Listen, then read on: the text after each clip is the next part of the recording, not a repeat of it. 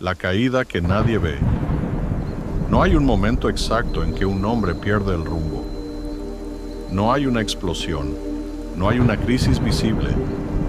No hay un día en el calendario marcado como aquí empezó todo. Lo que hay es algo mucho más peligroso. Una erosión lenta. Tan lenta que casi no se percibe mientras ocurre. Empieza con pequeñas concesiones. Dejas de entrenar una semana porque estás ocupado. Pospones ese proyecto importante porque no te sientes listo. Evitas esa conversación difícil porque no es el momento. Cedes un poco de tu criterio aquí, un poco de tu tiempo allá. Y cada concesión, por sí sola, parece razonable. Pero las concesiones se acumulan. Y un día te despiertas siendo alguien que no elegiste ser. Lo más desconcertante es que desde afuera todo parece estar bien. Cumples con tus responsabilidades. Tienes logros, funciones. Pero por dentro hay algo que no encaja. Una distancia silenciosa entre el hombre que eres y el hombre que sabes que podría ser. Una frustración que no tiene nombre claro, pero que está ahí, como ruido de fondo que nunca para. Los estoicos conocían este fenómeno mejor que nadie, y tenían un nombre para su causa. Mollitia anima, la suavidad del alma. No la suavidad de la compasión o la sensibilidad, sino la suavidad del hombre que ha cedido tanto al confort, a la distracción y a la aprobación externa, que ha perdido contacto con su propia fuerza interior. Y su remedio no era la motivación, era algo más exigente, más duradero y más transformador. Principios. Reglas de vida que no se negocian cuando las cosas se ponen difíciles. Estándares que se sostienen precisamente cuando más cuesta sostenerlos. En este video vamos a trabajar 8 de esas reglas. No son teoría, son el destilado de siglos de filosofía aplicada por hombres que gobernaron imperios, sobrevivieron el exilio, enfrentaron la muerte y eligieron, en cada una de esas circunstancias, mantenerse fieles a su carácter. Si estás listo para dejar de erosionarte y empezar a reconstruirte, quédate. Esto es Rompe y Crece.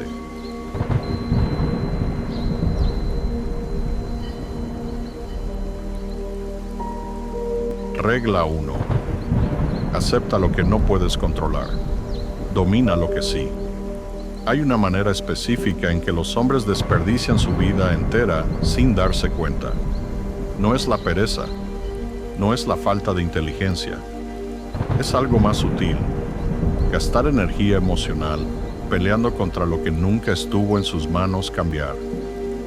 Piensan obsesivamente en cómo los perciben los demás.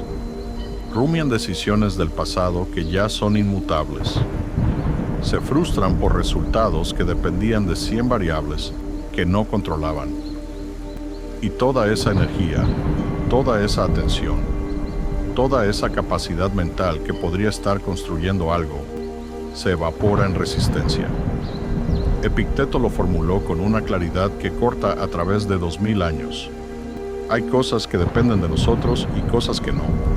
Las primeras son nuestras, nuestros juicios, nuestras decisiones, nuestra actitud, nuestra respuesta.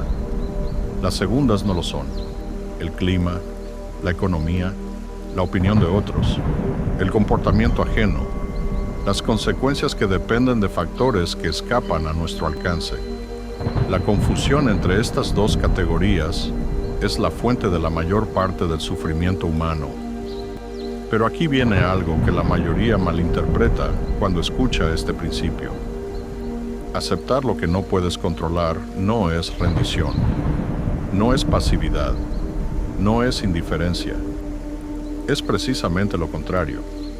Es la decisión estratégica de concentrar toda tu energía donde puede generar impacto real, en lugar de dispersarla donde no puede generar ninguno. Piénsalo como un general en batalla. Un general que gasta todos sus recursos atacando fortalezas inexpugnables, mientras descuida las posiciones que sí puede tomar, no está siendo valiente, estás siendo imprudente. El general sabio conoce exactamente qué terreno es suyo para conquistar, y ahí concentra todo. Marco Aurelio lo practicaba de esta manera. Cada mañana, antes de comenzar su día como emperador, se recordaba a sí mismo que el mundo le traería personas difíciles, obstáculos inesperados, injusticias y contratiempos. No como ejercicio de pesimismo, sino como preparación deliberada. Cuando esas cosas llegaban, no lo tomaban por sorpresa. Y sin el elemento sorpresa, su respuesta no era reactiva, sino elegida. Ese espacio entre lo que ocurre y cómo respondes. Ese espacio es donde vive tu libertad real. La práctica concreta. Esta semana, cuando sientas frustración por algo, hazte una sola pregunta antes de reaccionar. ¿Esto depende de mí o no depende de mí? Si no depende de ti, respira y redirige. Si depende de ti, actúa sin queja. Esa distinción, practicada de manera consistente, transforma la manera en que gastas tu energía. Epicteto, el esclavo que nadie pudo encadenar. Quiero contarte la historia del hombre que formuló esta regla, porque su vida es la prueba más poderosa de que funciona. Epicteto nació esclavo en la ciudad de Hierápolis, en lo que hoy es Turquía, alrededor del año 50 después de Cristo. No eligió su nombre, no eligió a su dueño, no eligió las condiciones de su existencia. Todo lo que la mayoría de los hombres da por sentado, su libertad de movimiento, su derecho a decidir sobre su propio cuerpo, le fue negado desde el nacimiento. Su amo en Roma, un hombre conocido por su brutalidad, en cierta ocasión comenzó a torturar la pierna de Epicteto para demostrar que tenía poder absoluto sobre él. Cuenta la historia que Epicteto, con total calma, le dijo: «Si sigues en esa dirección, vas a romper mi pierna». El amo continuó. La pierna se rompió. Epicteto lo miró y dijo simplemente: «¿No te lo dije?». No lo dijo con odio. No lo dijo con miedo. Lo dijo con la serenidad de un hombre que había comprendido algo que su amo nunca entendería, que su cuerpo podía ser controlado, pero su mente, su juicio, su carácter, esas cosas no le pertenecían a ningún amo. Epicteto vivió el resto de su vida como hombre libre. Después de ser manumitido, fundó una escuela filosófica y sus enseñanzas influenciaron a Marco Aurelio, al emperador Adriano, y a través de los siglos a incontables pensadores y líderes. La lección no es que debas buscar el sufrimiento. La lección es que la fortaleza de carácter que Epicteto demostró no nació de sus circunstancias favorables, nació exactamente de las desfavorables. Porque el hombre que entiende la distinción entre lo que puede y lo que no puede controlar, se vuelve, en el sentido más profundo de la palabra, indestructible. ¿Qué circunstancia en tu vida has estado usando como excusa que en realidad podría estar siendo tu terreno de entrenamiento?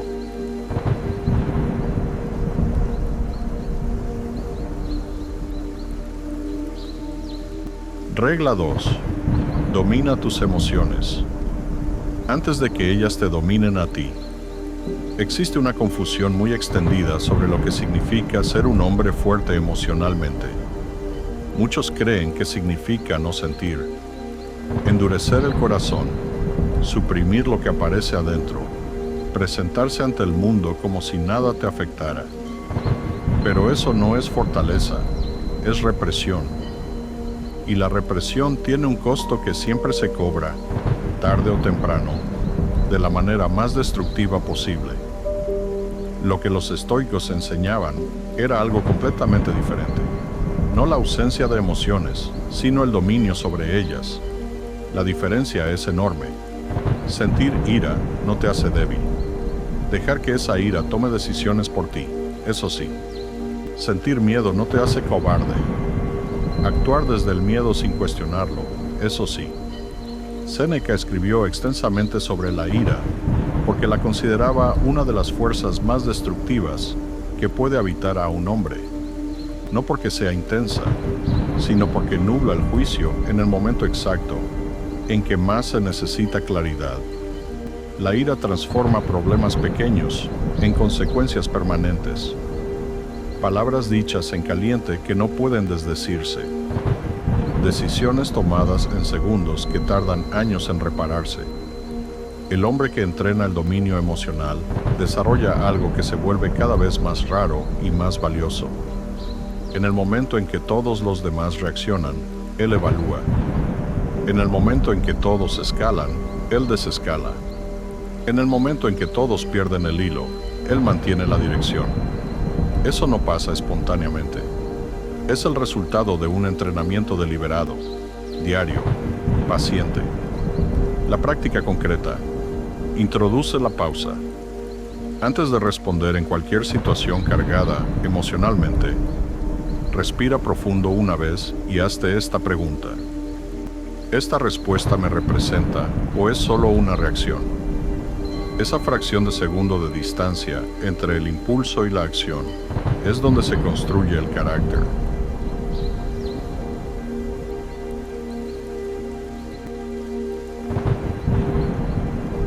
Regla 3. Disciplina mental. El entrenamiento que nadie ve. Si le preguntas a la mayoría de los hombres qué es la disciplina, te hablarán del gimnasio, de madrugar, de cumplir con sus compromisos externos. Y esas cosas importan. Pero los estoicos apuntaban a algo más profundo. La disciplina de la mente misma. El entrenamiento de los pensamientos. Tu mente produce constantemente lo que Epicteto llamaba fantasiae, impresiones automáticas sobre ti mismo y sobre el mundo. Esto es imposible. No tengo lo que se necesita. Todo va a salir mal. Esas impresiones llegan solas, sin que las invites. El problema no es que lleguen. El problema es creerlas sin cuestionarlas. Un hombre sin disciplina mental toma cada pensamiento que aparece como si fuera un hecho verificado. Un hombre con disciplina mental hace algo diferente. Pausa, examina, cuestiona. ¿Este pensamiento es útil? ¿Es racional? ¿Me acerca a quien quiero ser o me aleja? Si la respuesta es no, no lo alimenta con atención. Lo deja pasar y redirige su enfoque hacia la acción. Marco Aurelio comenzaba cada mañana con un ejercicio de preparación mental. Antes de salir al mundo como emperador, se sentaba con sus pensamientos y los organizaba deliberadamente. Sabía que el mundo le traería dificultades ese día, y se preparaba para ellas no evitándolas mentalmente, sino anticipándolas y decidiendo de antemano cómo respondería desde su carácter. Eso es disciplina mental. No el control de lo que sientes, sino el gobierno de cómo respondes a lo que sientes.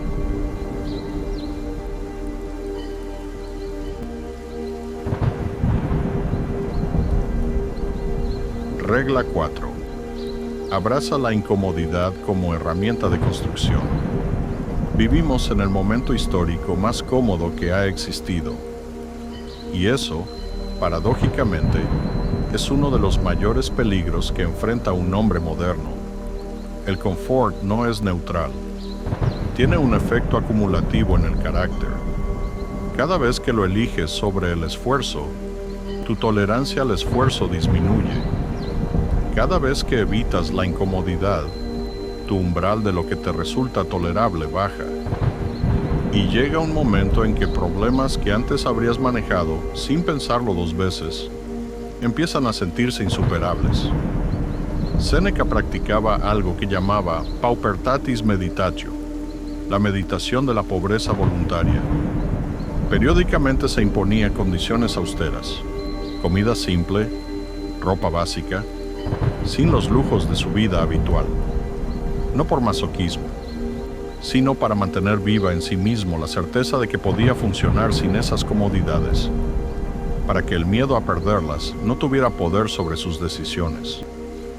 La incomodidad voluntaria es vacuna contra el miedo. Cuando entrenas con ella de manera deliberada, cuando el agua fría, el ayuno, el trabajo arduo, la conversación difícil, se vuelven terreno familiar. Dejan de paralizarte cuando llegan sin que los invites. El atleta que entrena en condiciones difíciles no teme la lluvia el día del partido. Ya la conoce. Ya sabe que puede moverse en ella.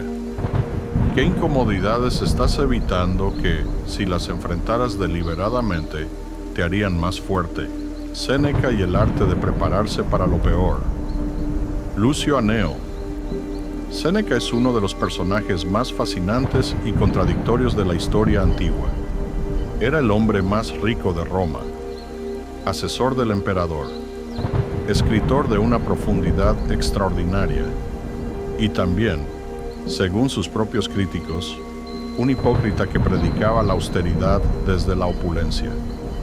La acusación tenía cierta superficie de verdad. Séneca vivía con lujos que contradecían aparentemente sus escritos sobre la simplicidad.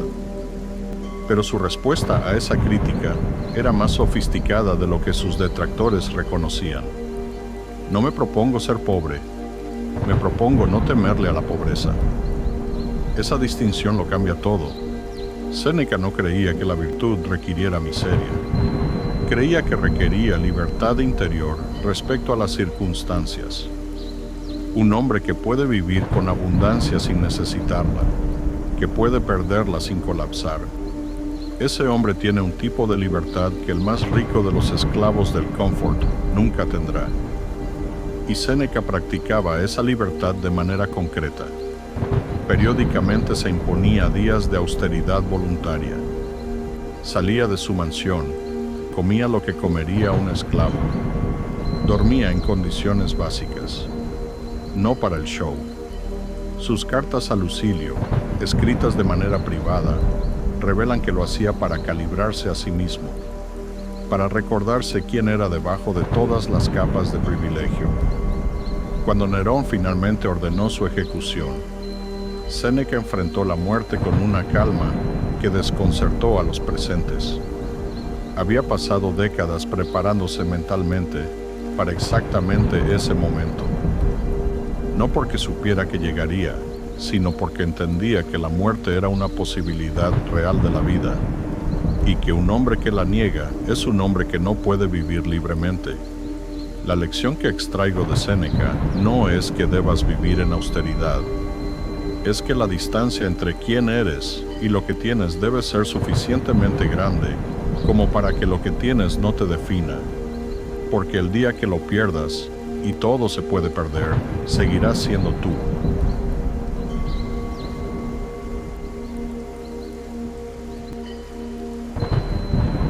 Regla 5. Deja de buscar validación. Construye tu brújula interna. La búsqueda de validación externa es una de las trampas más sutiles y más destructivas que puede caer un hombre.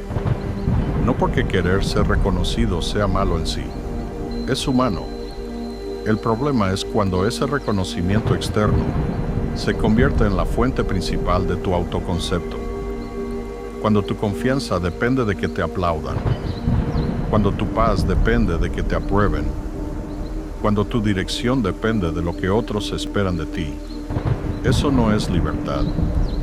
Es dependencia con buena apariencia.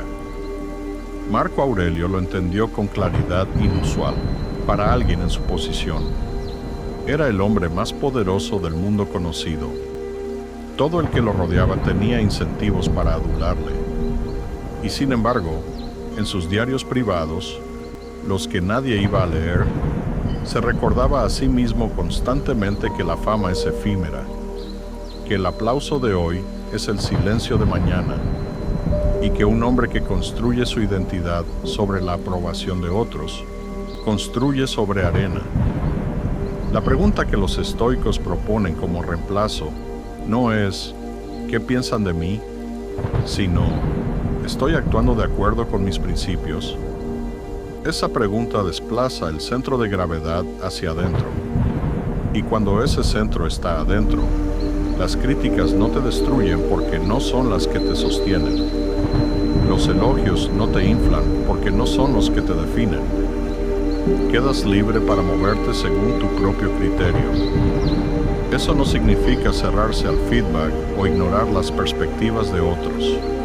Significa que el juicio final sobre tus acciones lo emites tú, en función de tus valores, no en función del aplauso del momento.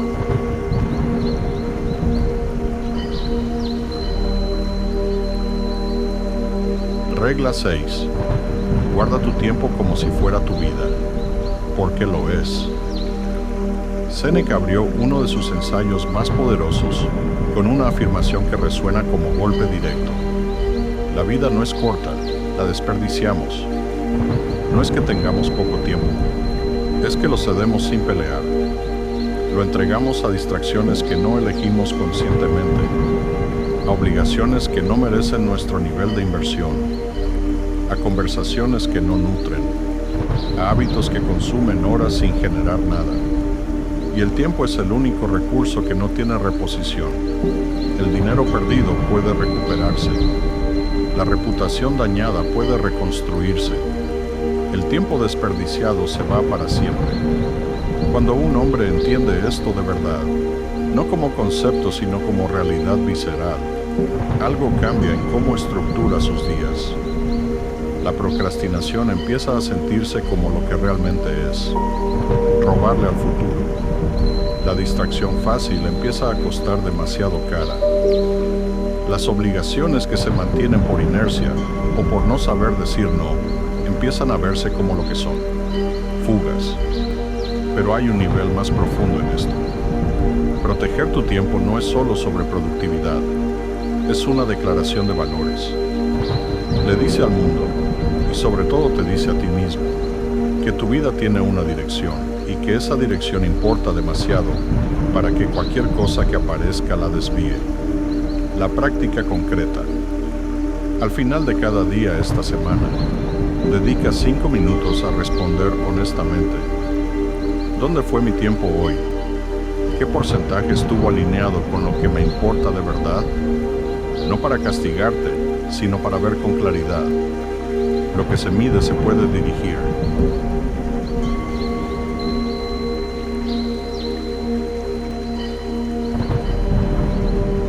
Regla 7. La responsabilidad no te carga, te construye.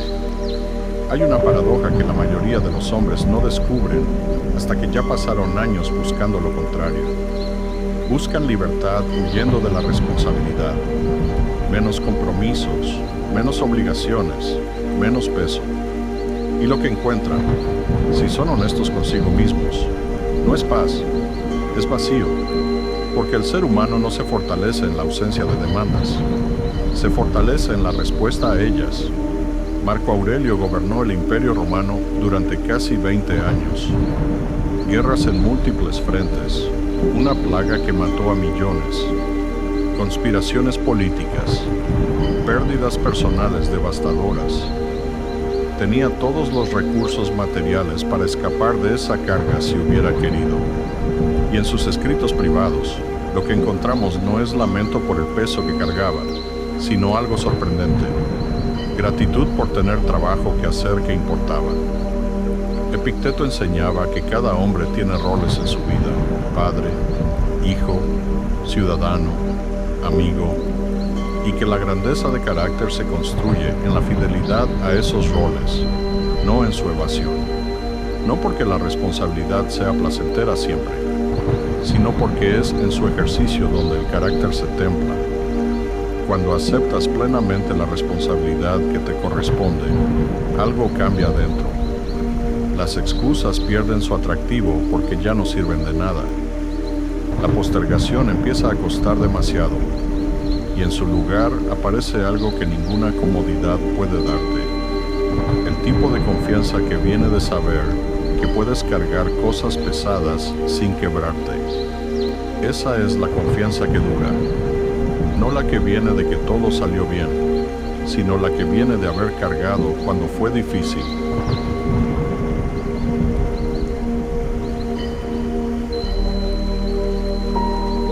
Regla 8. Enfócate en el carácter, no en los resultados. Esta es la regla más contraintuitiva de las 8 y probablemente la más liberadora. Vivimos en una cultura obsesionada con los resultados. Todo se mide en outcomes: dinero ganado, seguidores acumulados, títulos obtenidos, logros visibles. Y esos resultados se convierten en el termómetro con el que los hombres miden su propio valor. El problema es que los resultados nunca están completamente en tus manos. Puedes prepararte mejor que nadie y perder. Puedes actuar con integridad total y ser malinterpretado. Puedes dar todo lo que tienes y que las circunstancias conspiren contra el resultado. Si tu autoconcepto depende de los resultados, tu estabilidad siempre será frágil, porque los resultados siempre fluctúan. Los estoicos proponían un estándar diferente para medirse: el carácter. No, gané, sino, actué con disciplina, honestidad, valentía. No, el resultado fue el esperado, sino el proceso fue el correcto. Cuando ese es el estándar, algo extraordinario ocurre. El miedo al fracaso disminuye, porque el fracaso ya no define quién eres, solo define un resultado. El éxito tampoco te infla desproporcionadamente, porque el crédito no va al resultado, sino al proceso que lo generó. Y desde esa posición, la consistencia se vuelve posible, porque ya no dependes de la victoria para motivarte. Te mueve algo más estable y más duradero: el compromiso con ser el tipo de hombre que actúa bien, independientemente de lo que el mundo decida hacer con esa acción.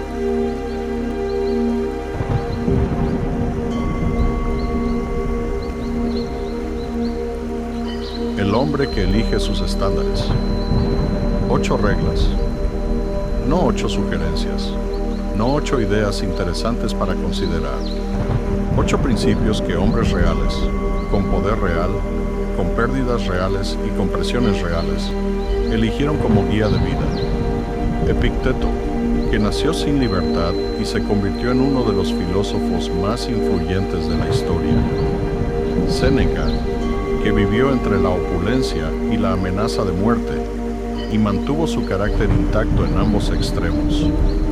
Marco Aurelio, que gobernó el mundo y usó ese gobierno como terreno de entrenamiento personal, no como plataforma de poder. Lo que estos hombres tenían en común no era talento extraordinario ni circunstancias favorables. Era algo más difícil y más accesible al mismo tiempo: la decisión deliberada de elegir sus propios estándares y vivir según ellos, incluso cuando costaba. Ese es el trabajo. No es glamoroso, no produce resultados inmediatos visibles. Se construye en silencio, en las decisiones pequeñas que nadie ve, en las renuncias que nadie aplaude, en el esfuerzo que continúa cuando la motivación desapareció hace días. Pero produce algo que nada externo puede darte ni quitarte: un carácter sólido. Un hombre que puede mirarse honestamente y saber que está construyendo algo real. Elige una de estas 8 reglas hoy, la que más resistencia te generó al escucharla. Esa resistencia es la señal de que ahí está el trabajo que más te hace falta. Practica esa regla esta semana con seriedad. No las 8. Una. Con toda tu atención. Comenta abajo cuál elegiste y por qué. Quiero leerlo. Si este video te dejó una valiosa enseñanza, compártelo con alguien que lo necesite. Suscríbete a Rompe y Crece para seguir construyendo desde adentro. El hombre que elige sus estándares elige su destino. Nos vemos en el próximo video.